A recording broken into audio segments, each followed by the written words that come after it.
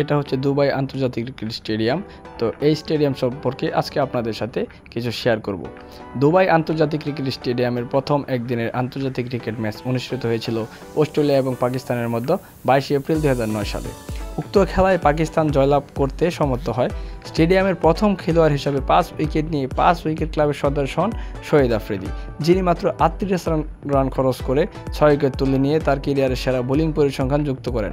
এছাড়া স্টেডিয়ামটির সর্বোচ্চ ব্যক্তিগত রান সংগ্রাহক হলেন জ্যাক ক্যালিস, যিনি 135 করে অপরাজিত থাকেন। পরবর্তীতে পাকিস্তান নিউজিল্যান্ডের বিরুদ্ধে সিরিজ এবং ইংল্যান্ডের বিরুদ্ধে একটি টি-20 আন্তর্জাতিক ম্যাচ আয়োজন করে, যেখানে 5 ম্যাচ সিরিজের 3টি ম্যাচ এই মাঠে আয়োজন করা হয়েছিল। স্টেডিয়ামটির দ্বিতীয় ম্যাচ ছিল অজি অলরাউন্ডার অ্যান্ড্রু সাইমন্ডের শেষ ম্যাচ। 2010 সালের অক্টোবরে পাকিস্তান বনাম দক্ষিণ আফ্রিকা সিরিজ শেষ করে 3-2 ব্যবধানে যাতে দক্ষিণ আফ্রিকা সিরিজ নিশ্চিত করেছিল। এছাড়াও স্টেডিয়ামটির প্রথম ম্যাচ আয়োজন করে, যেখানে পাকিস্তান খেলছিল 2010 সালের 12 নভেম্বর দক্ষিণ আফ্রিকার বিরুদ্ধে, কিন্তু উক্ত টেস্ট ম্যাচটি ড্র হয়। 2012 দুবাইয়ের প্রথম টেস্ট পাকিস্তান মুখোমুখি হয় ইংল্যান্ড দলের সাথে, যাতে পাকিস্তান খুব সহজেই 10 উইকেটে জয়লাভ করে।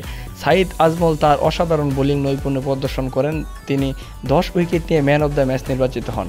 2012 সালের আগস্টে পাকিস্তান 3টি টি-20 ম্যাচ অস্ট্রেলিয়ার বিরুদ্ধে খেলে, যেখানে পাকিস্তানের জন্য ছিল আইসিসি ওয়ার্ল্ড কাপ টি-20-র পূর্বে বিশাল বড় অর্জন।